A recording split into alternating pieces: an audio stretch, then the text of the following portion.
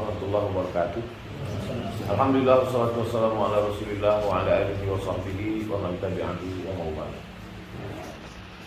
Bapak Ibu, abang kakak adik jamaah dimanapun berada, alhamdulillah kita hari ini bersama dengan seorang sahabat guru kita semua, S1, S2, S3 di Universitas Al-Azhar Kairo Mesir, spesialis dalam bidang akidah.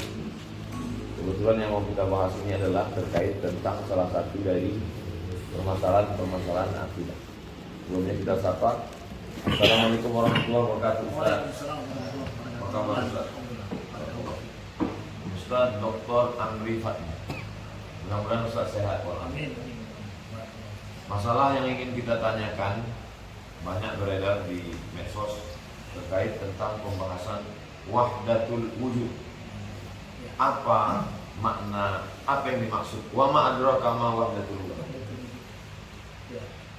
Baik, Assalamualaikum warahmatullahi wabarakatuh. Waalaikumsalam.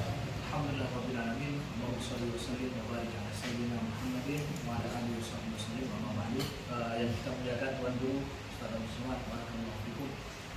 Guru kita bersama, kami senang pada malam ini bersamai duduk sebentar sharing bersama tentang paham wahdatul wujud. Karena wahdatul wujud ini sebenarnya adalah dia tinjauan filosofi sekali. Dia sudah ada sebelum kita katakan datangnya Nabi Muhammad SAW pemahaman ini. Wahdatul wujud sudah ada sebelum Islam. Ya, sebelum datangnya Nabi Muhammad, kita katakan begitu. Ada sebelum datangnya Nabi Muhammad yang membawa risalah Islam. Dikenal dalam istilah filsafatnya dengan pancaisme. Pancaisme ini adalah merupakan suatu pemahaman tentang bahwa Tuhan itu tidak memiliki wujud spesifik, tetapi Tuhan itu boleh menjelma dalam segala bentuk yang terlihat. Jadi dia tidak terpisah antara khalik dan makhluknya, itu tidak terpisah. Tuhan tidak ada istilah khalik dengan makhluk. Jadi dia tidak bisa dipisah antara khalik dengan makhluk, tapi dia menyatu. Sehingga kemana kita tunjukkan, kemana kita lihat, kemana kita pandang, maka itu adalah Tuhan juga. Fisik. Bagian daripada Tuhan. Dalam bentuk fisik. Maka pertanyaannya, nah apakah ini fisik atau non fisik, materi atau bukan? Nah, secara pemahaman filsafat, wahdatul wujud atau pancaisme ini hanya dipahami dalam bentuk madya, fisik, yang dipahami dalam bentuk fisik saja. Jadi pokok kayu Tuhan. Ya, itu boleh merupakan mazhar daripada Tuhan, penjelmaan daripada Tuhan yang penjelmaan yang berbeda-beda. Tuhan menjelma dari pokok kayu. Terus Tuhannya sendiri di mana? Nah, Tuhan itu adalah wujud yang kulli, wujud yang sifatnya general. Tuhan itu gimana cara diketahui? Diketahui yang melalui penampakan yang ada. Nah, makanya kalau boleh kita katakan ada 3 teori tentang penciptaan itu sendiri atau adanya makhluk hidup. Teori yang pertama seperti dalam Islam, yaitu kun fayakun. Allah menciptakan sesuatu menciptakan sesuatu, ada khalik, ada makhluk diciptakan dengan kun fayakun. Ada lagi di sana sifatnya adalah emanasi, pelimpahan. Jadi bahwa makhluk yang ada ini, yang terlihat ini adalah wujud pelimpahan daripada Tuhan. Pelimpahan. Teori emanasi itu banyak dianut oleh para filosof Yunani sampai kemudian mempengaruhi filosof-filosof Islam juga. Itu dia Nazariyatul Faid itu. Nazariyatul Faid itu. Kalau Ishraq, kemudian setelah itu Nazariyat Tajalli. Yang ketiga. Ini yang ketiga namanya teori Tajalli. Nah, teori Tajalli ini adalah yang menyatakan bahwa makhluk itu adalah tajalliyat daripada Tuhan itu sendiri. Nah, ini di sini kemudian teori pancaisme masuk. Teori daripada wahdatul wujud itu masuk. Jadi dalam agama Hindu, dalam agama Buddha, Tao juga, kemudian Sikhisme juga, itu agama-agama yang sangat tua ya dalam peradaban Islam, itu sudah ada pemahaman pancaisme. Sekali lagi, pancaisme atau wahdatul wujud. Dari mana asal pancaisme ini, dari mana datangnya? Ya sudah ada dalam sejarah manusia, dalam sejarah sebelum Yunani bahkan. Karena Hindu itu sendiri kan jauh lebih tua. Tapi kemudian masuk dalam dalam filsafat Yunani juga, dalam sebuah ada sebuah aliran yang dinamakan aliran Neoplatonisme, itu juga adalah masuk tentang masalah panteisme bukan monoteisme. Bukan. Kalau monoteisme itu dia memahami adanya profil Tuhan yang nampak sekali berbeda sama makhluknya. Terserah Tuhan itu apa. Panteisme ada sosok, ada Tuhan. Ya. Lalu Tuhan menjelma menjadi sungai, menjadi matahari begitu. Ya, jadi untuk dikenal Tuhan itu seperti apa? Ya. Tuhan itu dalam pemahaman panteisme ini adalah Tuhan itu kan nggak bisa dikenal oleh makhluk, nggak bisa dikenal oleh yang selain Tuhan. Kemudian tidak ada yang dalam wujudnya tidak ada yang lain kecuali hanya ada satu. Kenapa? Itu teori asalnya itu. Teori asal bahwa tidak ada la wujud illa Tuhan gitu ya. Tidak ada yang wujud sebenarnya kecuali adalah Tuhan saja. Sedangkan yang lain ini adalah penjelmaan daripada Tuhan itu sendiri. Kenapa dia tidak simpel aja gunakan penciptaan? Nggak bisa. Kalau ada penciptaan dia ada dua entitas. Ada khalik, ada makhluk. Itu ada dua entitas. Nggak boleh ada dua. Kalau panteisme tidak ada dua entitas, dia satu entitas saja. Maka ketika kita melihat ini kan ada bintang, ada matahari, kemudian ada makhluk hidup yang kita lihat berjalan di bumi. Ini kan semua berbeda-beda dong, entitasnya banyak. Yeah. Dalam panteisme atau wahdatul wujud itu dianggap adalah yang ada hanya satu, itu teori asalnya. Nggak boleh ada yang lain. Maka Tuhan dengan makhluknya, jadi dalam teori kita makhluk ya, tapi Tuhan dalam makna mereka itu dengan apa yang terjadi ini adalah menyatu. Jadi kemana engkau tunjuk, maka di situ ada Tuhan. Apa saja yang disembah, maka di situ juga ada Tuhan yang asli juga. Nah, maka sebagai catatan penting, panteisme ini adalah merupakan lebih dipahami sebagai wujud daripada fisik ini. Sifatnya adalah madiyah ya. Fisik. Nah itu sangat bahaya, makanya sangat kontroversi dengan Islam. Ya, ini pemahaman panteisme. Sangat kontroversi dengan Islam. Tidak mengakui adanya dua hal yang berbeda antara khalik dan makhluk. Bukan ajaran Islam. Bukan sama sekali ajaran Islam. Jadi kalau orang mengatakan wahdatul wujud dalam tasawuf itu adalah copy paste dari panteisme, kurang tepat. Apa bedanya? Ada beberapa hal yang harus kita pahami bahwa kajian tentang wahdatul wujud dalam tasawuf ini juga kajian yang lain lagi ya. Kalau kita tanyakan, jadi kalau demikian bagaimana ada istilah wahdatul wujud dalam khazanah keilmuan Islam, khususnya dalam ilmu tasawuf misalkan. Gimana itu? Nah, disinilah para ulama melihat bahwa adalah beda ya. Wahdatul wujud kalau dan tanda kutip di dalam Islam, di dalam tasawuf ada bedanya menurut para ahli. Termasuk guru-guru kami di Al-Azhar menyampaikan. Saya bawa di sini misalkan ini guru saya waktu S1 Dr. Muhammad Fauqi Hajjaj. Beliau kafif, Maulana tidak bisa melihat. Jadi beliau sampaikan bahwa wahdatul wujud kalau boleh dikatakan di dalam Islam, di dalam tasawuf itu wahdatul wujud yang bukan maddi. Bukan materi. Bukan materi. Bukan benda. Kalaulah ada pemikir-pemikir wahdatul wujud ataupun ulama-ulama sufi yang nampak dilihat wahdatul wujud, tapi itu bukan materi, lebih kepada ruhi sifatnya. Itu yang menjadikan ada sedikit perbedaan di sini. Plus lagi, berarti kalau ada orang mengatakan saya ini adalah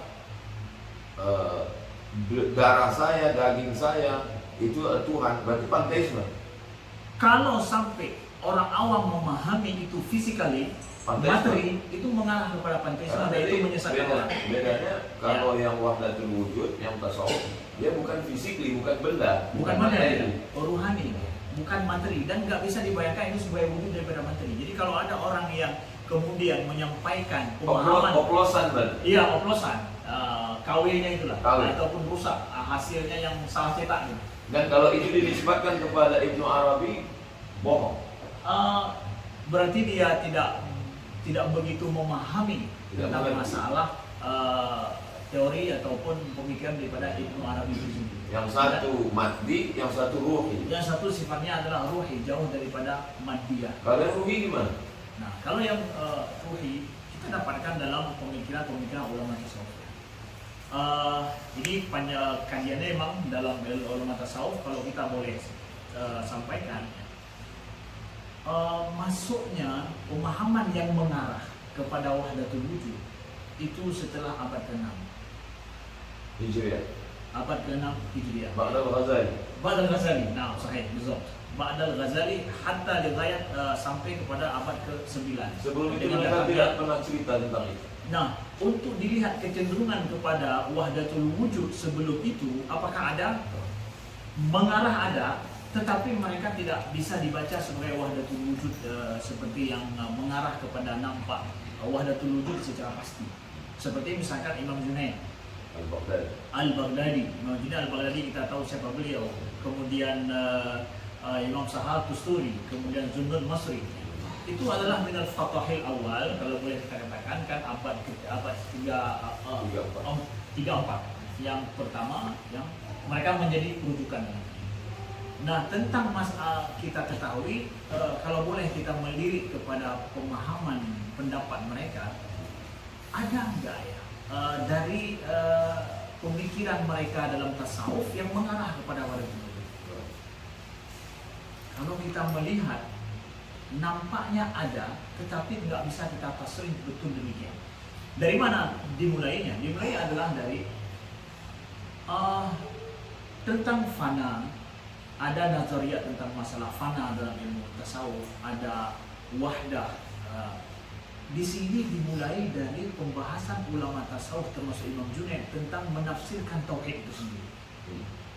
Jadi kan kita belajar ilmu tauhid secara kalami, bahwa Allah itu wahidun fi zatihi, wahidun fi sifatihi, kemudian fi af'alihi, begitu ya. Jadi i'tiqad, iman kita kepada Allah yang wahid secara zat, sifat dan af'al, ya, itu adalah tauhid kalami kita. Tidak ada sekutu dengannya, tidak ada yang menyerupai dengan Allah, tidak ada yang sama dengan Allah. Udah, itu adalah lubbul tauhid dalam ilmu tauhid. Tetapi ulama sufi mencoba untuk memahami makna tauhid dengan manha yang lain, dengan cara yang berbeda. Di sini memang suatu hal yang spesifik dan khusus daripada ulama sufi.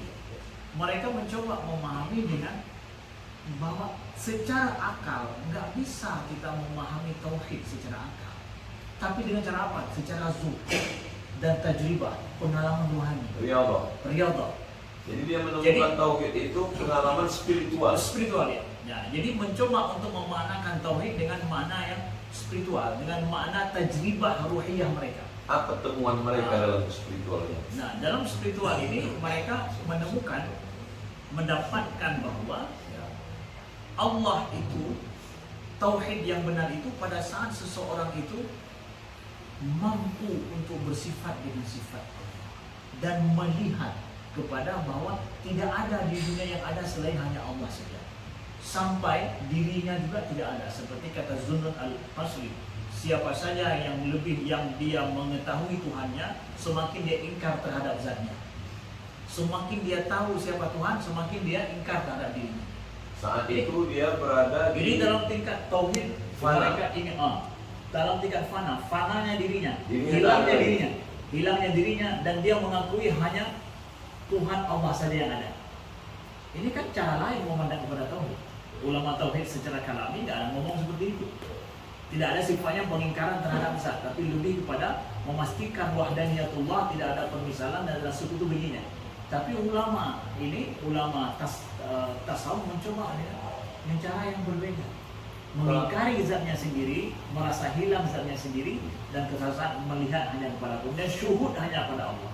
Mereka melihat secara mata batin mereka yang ada hanya Allah. Inilah makna tauhid menurut mereka. Dari sinilah kemudian muncul mengarah kepada apa yang akhirnya ketika datang Ibnu Arabi, mulailah nampak teori wahdatul wujud itu begitu nyata. Secara sistematis pada masa Imam Ibnu Arabi. Al-Kibri Ahmad. Muhyiddin Ibnu Arabi. Pada saat itu mulai nampak sangat. Tapi menurut para ahli, para pakar di bidang yang telah meneliti tentang kitab-kitab tulisan beliau, Ibnu Arabi, antara wahdatul wujud dengan wahdatul syuhud dalam pemikiran beliau itu dicampur. Jadi sulit sekali untuk kita Apa beda wahdatul wujud dengan wahdatul syuhud? Ya. Wahdatul syuhud pada saat seseorang itu tidak menyaksikan dalam mata batinnya kecuali hanya Allah saja. Fana dia, dan pada saat itu ketika dia mengingkari ada zatnya, mengingkari dirinya yang ada hanya zat Allah semata, dan itu dia rasakan. Sedangkan kalau wahdatul wujud boleh bermakna materi tadi, boleh bermakna materi. Semua wujud ini satu. Semua wujudnya itu satu, melebur gitu, ya, menjadi satu gitu. Ya. Dan ada sifatnya hulul tadi juga. Jadi kalau wahdatul wujud merembes nanti kepada hulul, inkarnasi. Artinya bahwa Tuhan itu boleh menyatu, turun dalam hamba dan menyatu menjadi entitas yang lain. Ibnu Arabi menerima hulul. Hulul tidak. Man qala bil hulul fahuwa ma'lul. Ya, oh ma'lul betul. Nah, ini juga yang menjadikan wahdatul wujud kalaupun ada pada ulama-ulama tasawuf dan pemikiran tasawuf itu sebenarnya jauh daripada hulul. Itu menjadi ijma' para ulama tasawuf bahwa tidak boleh ada hulul. Tidak boleh ada hulul. Makanya kalau ada yang mencoba menjelaskan pemahaman tauhid dari sisi tasawuf sampai dipahami hulul, ya, atau dipahami wahdatul wujud yang sifatnya materi, inilah panteisme jadinya. Copy paste panteisme. Itu yang sangat bahaya. Sangat bahaya sekali. Oke, kalau panteisme materi. Ya. Sedangkan wahdatul wujud adalah ruh. Wahdatul wujud dalam bahasa Inggrisnya adalah panteisme. Wahdatul wujud itu sendiri adalah wahdatul wujud yang versi tasawuf. Versi awalnya itu adalah materi. Kemudian ketika wahdatul wujud dalam tasawuf. Ya, kalau ada ya, kalau ada orang dalam catatan juga. Ruhi sifatnya. Bagaimana ruh? Kalau itu tidak dipahami. Maksudnya ruh kita adalah begini. Ruhi di sini kan kita kalau boleh kita bagi pemahaman wujud ini kan ada yang materi, ada yang ruhi.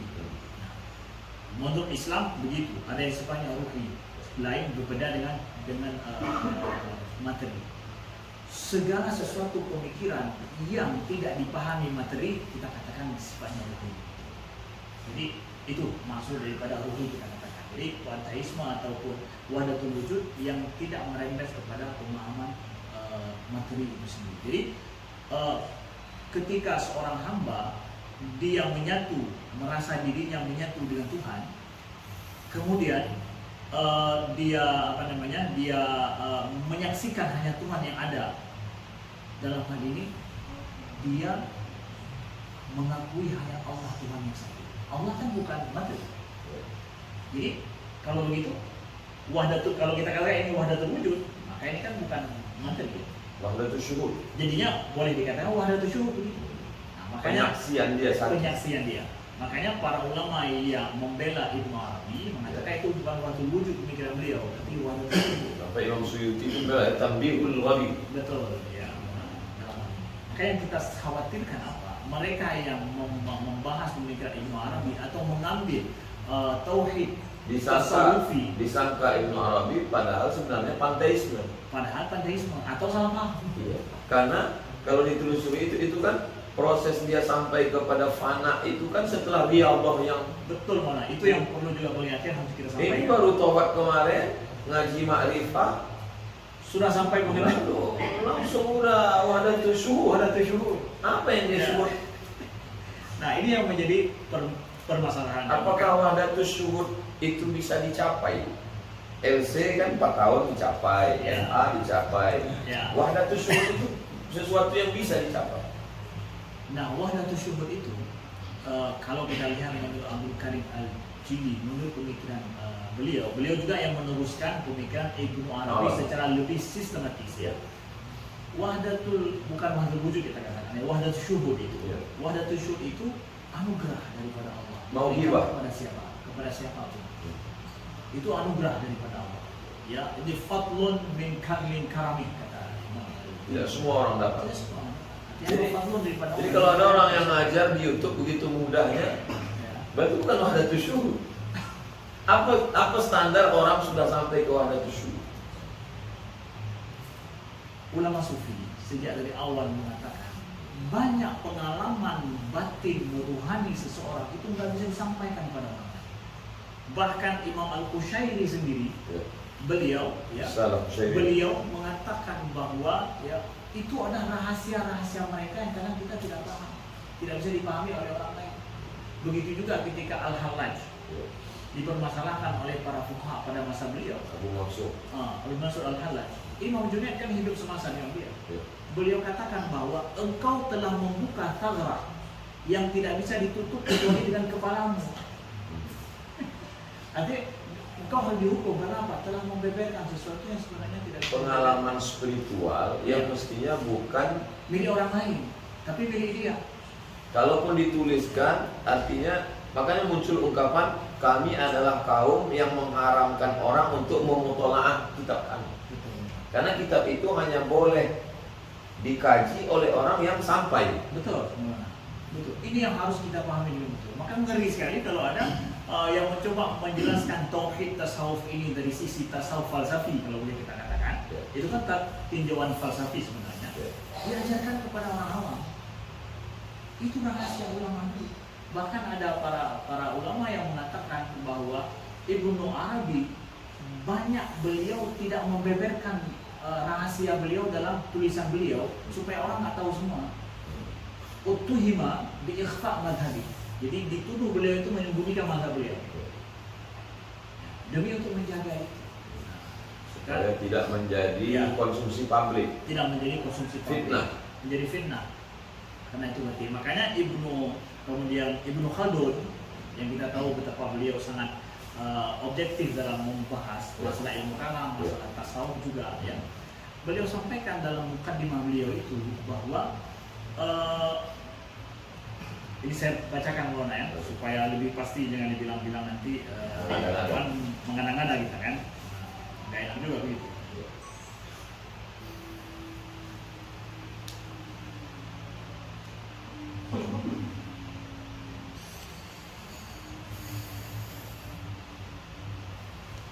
Nah, beliau sampaikan di sini. Kada ja'al mutaakhirun min ghulatil mutasawwifah al-mutakallimin bil mawajid aidan. Fa khallatu masail fannain ilmu kalam wal falsafah bi fannihim wa ja'alul kalam wahidan fiha kulliha. Mislu kalamihim fi nubuwat wal ittihad wal hulul wal wahdah wa ghairu dhalik. Wal madarik fi hadhihi al-funun al-thalatha. متغيرة مختلفة وأبعدها من جنس الفنون والعلوم مدارك المتصوفة لأنهم يدعون فيها الوجدان ويفرون عن الدليل والوجدان بعيد عن المدارك العلمية وأبحاثها وتوابعها والله يهدي من يشاء إلى صراط المستقيم والله أعلم بالصواب. Bahwa ini kan wujdan, bahwa yang bicara tentang masalah rasa pengalaman spiritual itu baik adil madarik al-ilmiyah. Pengalaman guru belum tentu dialami murid. Pengalaman murid belum tentu dialami. Bagaimana? Dia tidak bisa jadi standar. Tidak bisa jadi standar. Jadi ajarkanlah tauhid yang tauhid. Yang bermanfaat apalagi bagi orang awam. Ya. Nah, dan Imam Junaid juga beliau memisahkan antara tauhid awam memang ada dan tauhid khassah. Tauhid awam itulah tauhid yang menurut beliau itu tauhid yang kita pelajari secara umum lah dalam ilmu kalam. Sedangkan tauhid khasah itu tauhid syuhud tadi. Tauhid yang boleh kita katakan berarti wahdatus syuhud. Pada saat orang mengingkari zatnya dan mengakui hanya zat Allah dan hanya menyaksikan hanya zat Allah. Kalau sampailah orang mengklaim siapa yang masih merasa dirinya ada, bahwa ada selain Tuhan, maka belum bertauhid. Itu kan lama-lama nanti orang bisa mengaku diri Tuhan. Betul, Mas. Jadi kalau ada yang mengatakan demikian, dia sedang bicara tentang masalah tauhid dari sisi tasawuf. Tauhid yang sifatnya adalah tauhid syuhud tadi. Atau dalam bahasa mereka sampaikan juga dengan ainut tauhid. Puncak tauhid. Menurut mereka ya. Menurut kita katakan ini menurut mereka dan dalam sisi tasawufnya. Ya. Bahwa tidak salah secara awam juga, secara umum kita katakan bahwa ada khalik, ada makhluk Itu kan jelas dalam Al-Quran juga. Jadi bagaimana seseorang itu dikatakan tidak bertauhid dengan benar? Kalau ada kemudian pengalaman spiritual orang lain yang sampai kepada syuhud tadi, yaitu fadlun kepada dia. Lalu apa salahnya orang lain yang belum sampai? Tapi ketika mengklaim bahwa hanya kami saja yang sampai, Inilah dia yang sangat bahaya. bahwa tauhid kalian tidak betul, Betul. bahwa kalian masih musyrik, Nauzubillah min dzalik. itu kan luar biasa ya. Luar biasa akan menjadi fitnah bagi umat. Padahal itu dulu hanya dibahas oleh ulama besar tasawuf dan mereka yang mengalaminya. Dan sesama mereka. Ya, mereka tulis pengalaman itu dalam kitab mereka sebagai bagian daripada telaah kita ini, bahwa ada sampai ini.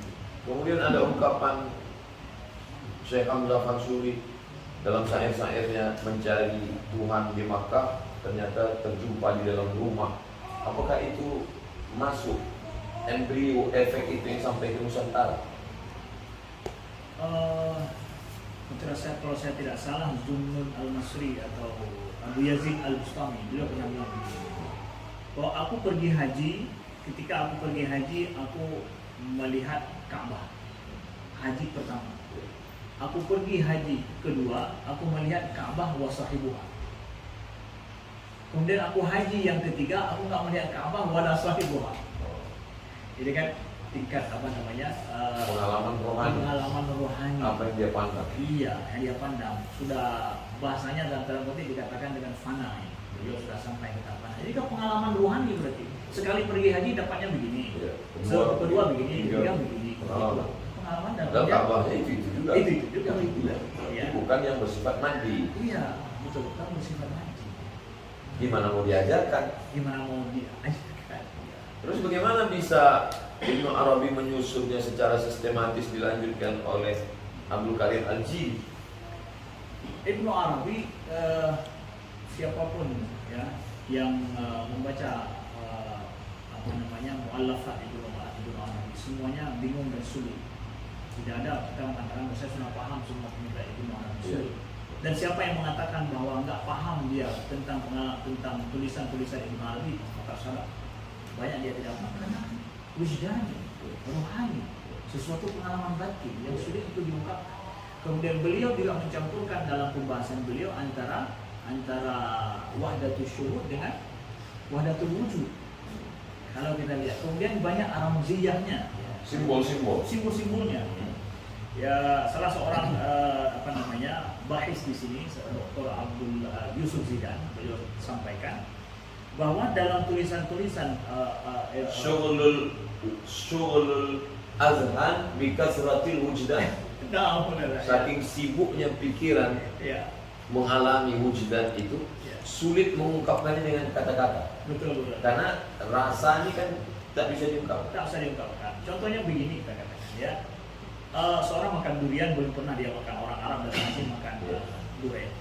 Lalu dia menjelaskan dengan kata-kata. Oh, durian rasanya begini, teorinya banyak. Didengar sama yang lain, lalu orang Mesir yang belum pernah makan durian, dia terjemahkan durian itu adalah jawafa. Jambu. Dia jelaskan rasa yang dia dengar itu pada orang lain. Padahal bukan itu. Bagaimana orang lain yang mendengar penjelasan rasa durian itu dengan kata-kata? Kasih buah duriannya dia diam, ngomong pun nggak perlu lagi. Begitulah tentang tasawuf. Maka begitulah orang yang mencoba untuk menjelaskan tentang pengalaman spiritual para ulama tasawuf dengan tauhid mereka itu dengan kata-kata mereka hari ini dengan tulis di dinding gitu. Maka seperti orang yang menjelaskan itu tadi. Maka ulama tarekat kalau kita lihat mereka tidak terlalu banyak cerita di situ, malah sibuk di riyadhahnya ya. Betul, Riyadhah, zikir. Dan ini juga yang didapatkan oleh para pemikir-pemikir dalam ilmu tasawuf yang membahas ini bahwa generasi awal 5 abad sebelumnya itu mereka lebih banyak amaliyahnya daripada banyak bicara tentang ilmu. Saurah ruhiyah, betul. Saurah ruhiyah itu lebih banyak mereka amaliyahnya. Tapi pada abad kemudian setelah Imam Al-Ghazali banyak teori kemudian. Malah tidak riyadhah. Akhirnya inilah mulailah. Dan kemudian sebabnya disebutkan kenapa? Karena pada masa itu mulai di dunia Islam merebaknya pemikiran filsafat. di dalam khazanah keilmuan Islam. Sehingga dalam ilmu tauhid juga kita tahu munculnya karya seperti Al-Ijli dengan Alkitab Al-Mawaqif beliau. Izzuddin Al-Ijli rahimahullah itu di kitab Mawaqif beliau. Kan semua kita di Al-Azhar dijelaskan bagaimana ada unsur falsafi di dalamnya. Begitu juga kita dapatkan dalam dalam ilmu tasawuf masa itu setelah abad ke-6 Ibnu Arabi plus juga Al-Ijli dan yang lainnya itu juga sudah mulai tasawufnya falsafi, manhajnya itu falsafi. Kenapa demikian? Mungkin salah satu jawabannya ini. Dalam ilmu kalam juga sudah mulai begitu, kemudian dalam ilmu karena sebenarnya merebaknya pemikiran filsafat di dunia Islam pada saat itu sudah banyak teori daripada ini. Kembali di mukadimah Ustaz tadi, tiga. Pertama kun fayakun, khaliq makhluk. Ya. Yang kedua faidan. Kemudian Limpahan. yang limpahan atau isyraq mungkin sejenis juga ya. Emanasi. Boleh jadi juga ya. Tapi Yang ketiga tajalliyat. tajalliyat. Jadi tajalliyat ini apakah bisa dikatakan yang pertama kali membawa teori tajalliyat dalam Islam adalah Ibnu Arabi?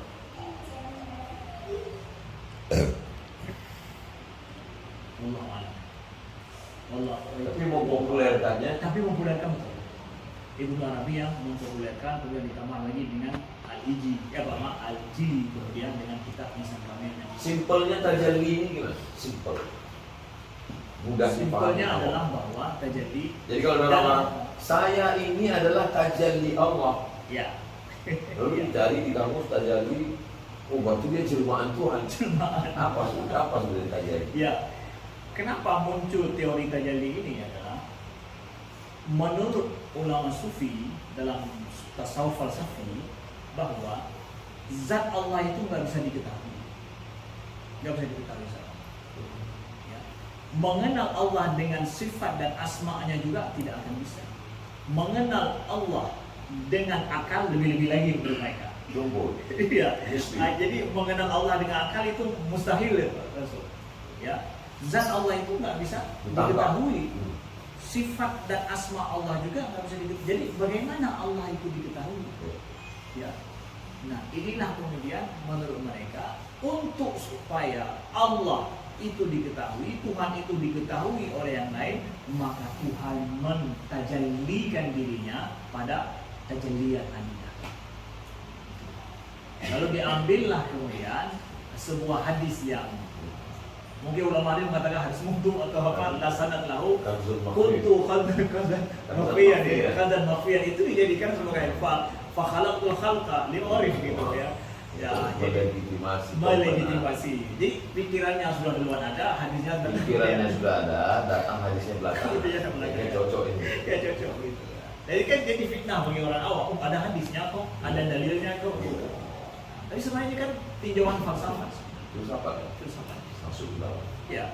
Jadi intinya bagi masyarakat jamaah cukup ngaji wujud qidam baqa mukhalafatul hawadis. Luar biasa ini. Sudah. Dengan ayat Al-Quran, dengan hadis tadi topang dengan itu semua itu sudah sangat luar biasa bagi orang awam. Bagi mereka yang punya kecenderungan spiritual yang lebih tidak cukup dengan yang itu tidak menutup kemungkinan dia mempelajari daripada ulama-ulama. Tapi setelah proses riyadhah yang panjang. Betul. Ini dari bentuknya dia tak pernah riyadhah, wala sunat tidak apa tidak. Betul dah.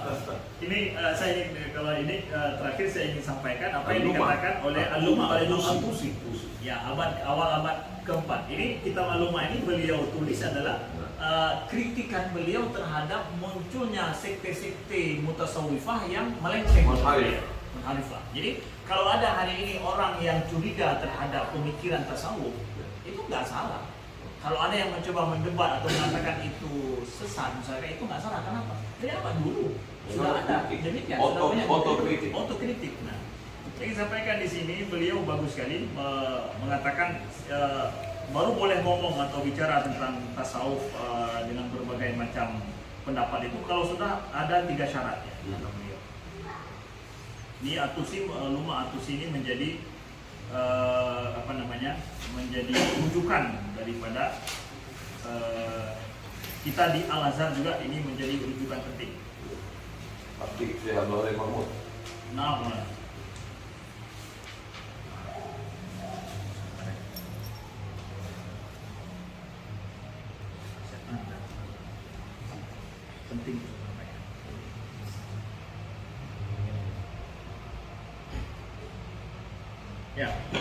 Jadi begini kata beliau.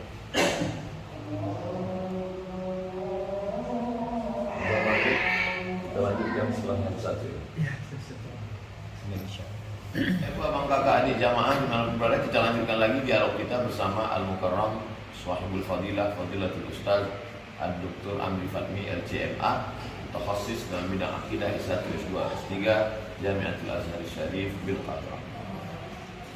Kelanjutan penjelasan Ustaz. Ya, jadi Imam At-Tusi kita lihat beliau sampaikan bahwa kalau ada orang yang mengatakan bahwa dirinya sudah memahami tasawuf, sudah sampai kepada syuhud, sudah sampai kepada fana dan yang lain, kata beliau, lam yuhkim asasahu ala salasiyah fahuwa makhdud. Kalau dia belum yuhkim betul-betul mengamalkan 3 prinsip, maka dia itu makhluk. Yang ngomong tertipu, maghrur. Kalau ngomong udah sampai bahwa sudah tauhid ini, tauhid itu yang susah dipahami oleh orang awam, 3 hal kata beliau, baru boleh ngomong selain. Apa kata beliau? Awalwa ijtinab jami'il maharim kabiruha wa saghiruha. Ya, dia menjauhkan semua yang haram, baik kecil atau besar. Wa tsani ada jami'il fara'id asiruha wa yasiruha. Menunaikan semua yang fardu, yang wajib, baik yang sulit maupun yang mudah. Yang kedua, yang ketiga, tarkud dunya ala ahli dunya qaliluha wa kathiruha illa ma la budda lil mu'min minha.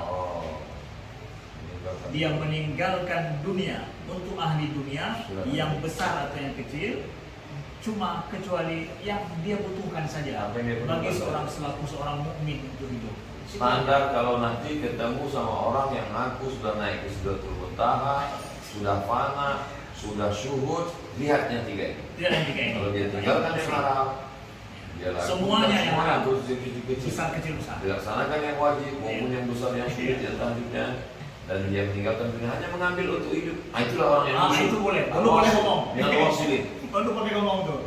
Itu kita ambil ilmu daripada dia bicara masalah tauhid ya dari sisi tasawuf. Ini jelas menurut Tusi ya, Tusi dalam kitab Al-Ma'ad. Apa saran Ustaz untuk masyarakat? Saran kami adalah bahwa kita ketahui semua kita butuh dekat dengan Allah, dan Allah berikan setiap orang kemudahan untuk mendekatinya. Semua orang diberikan kemudahan oleh Allah. Kalau seandainya mendekati Allah itu, dekat dengan Allah itu sulit, maka manusia akan sulit dekat dengan Allah. Maka oleh sebab itu, ilmu tauhid yang kita belajar ya selama ini dari pondok pesantren kita, daya kita, itu adalah mengantarkan kita kepada Allah. Ya. Kemudian juga belajar ilmu tauhid melalui Al-Quran dan Sunnah Nabi, juga dari kisah-kisah dalam Al-Quran, kisah daripada Nabi, itu mengantarkan kita kepada Allah SWT. Nah, ketika muncul pemahaman tauhid yang lain dari sisi kalangan para ulama sufi dulu, seperti kita katakan Imam Junaid seperti dulu, itu adalah ada di sana hamba-hamba Allah yang mereka mampu untuk memahami Allah dengan cara yang mungkin tidak mudah dipahami oleh orang lain. Kita mengakui ada kemampuan hamba-hamba Allah seperti itu, tapi kita tidak bisa mengatakan bahwa hanya model begitu sajalah ilmu tauhid yang bisa kita mengenal Allah, yang lainnya salah. Tidak bisa. Sungguh tidak bijak kalau seandainya kita katakan demikian adanya. Maka kalaulah ada ilmu tauhid yang seperti itu diajarkan untuk kalangan terbatas, tidak mudah diajarkan kepada orang awam yang akhirnya mereka menjadi fitnah nantinya. Atau mungkin syaratnya kalau mau ngaji ternyata 3 ditambah lagi ini boleh ikut kajian ini, syaratnya 3. Yang 3 ini bersama beliau ada, silakan ikut. Kalau masih ngurus gaji 13 belum bisa masuk. Masya Allah. Barakallahu fikum Ustaz, tak terasa 60 menit. Ternyata duduk dengan orang alim itu sama dengan kita berhari-hari di perpustakaan. Panjang umur, sehat badan, kita akan ketemu banyak hal yang mau kita dialogkan lagi Ustaz. Terima kasih, jazakumullah khairan, barakallahu fikum. Bagaimana sudah kita dengar banyak sekali pengetahuan kita semua, mudah-mudahan bermanfaat. Terima kasih, jazakumullah khairan, barakallahu fikum. Wassalamualaikum warahmatullahi wabarakatuh. Waalaikumsalam.